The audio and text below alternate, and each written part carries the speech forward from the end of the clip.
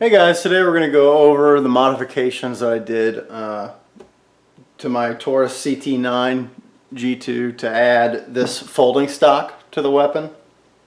It was a pretty extensive modification, but we'll go over how to do it.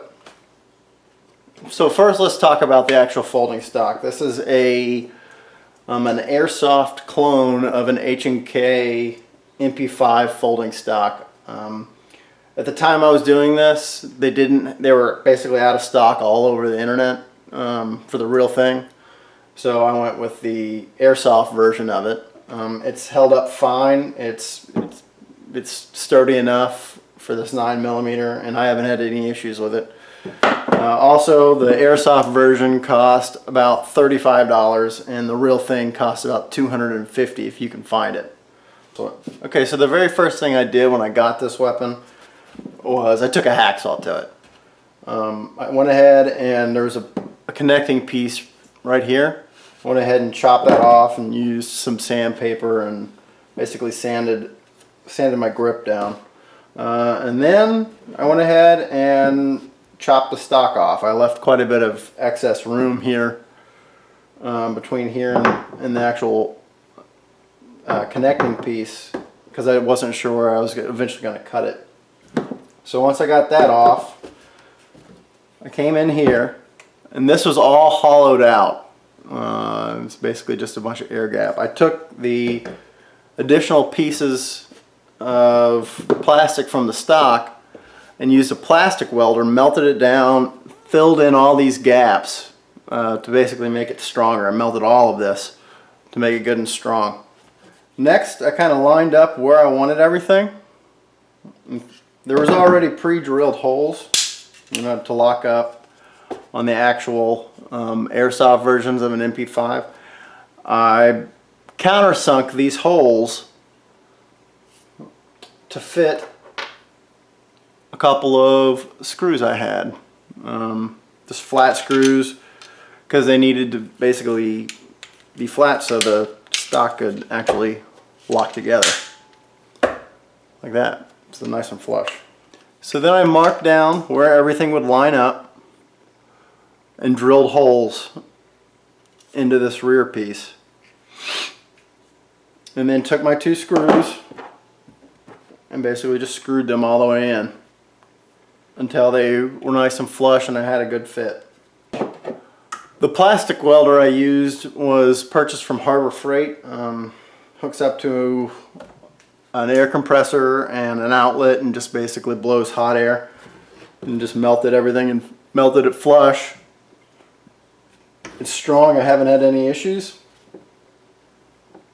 I know that's kind of a down and dirty, and I'm sure there's going to be some questions, but yeah, feel free to let me know in the comments and I'll answer them best I can. Now, while the stock has been the main modification I get questions on, I'll go ahead and briefly talk about what I did to the front end. So this was the original handguard. It's much longer. I basically decided I wanted a 6-inch barrel and measured back. I wanted the front end of the barrel just barely poking out. So that's the look I wanted, and then I measured backwards to figure out how much of the actual handguard to cut off. Once I had the handguard cut off, I took, again, a hacksaw and basically just cut the rest of the handguard off so it would fit properly. Now, since I cut the front mounting point off, I had to re-drill.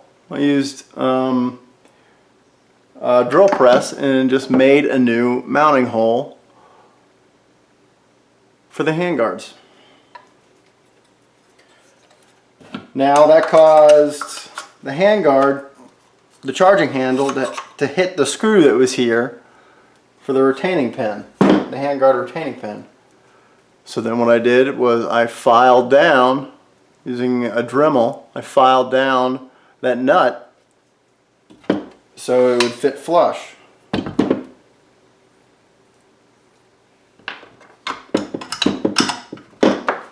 and not interfere with my charging handle. So it fits nicely over that.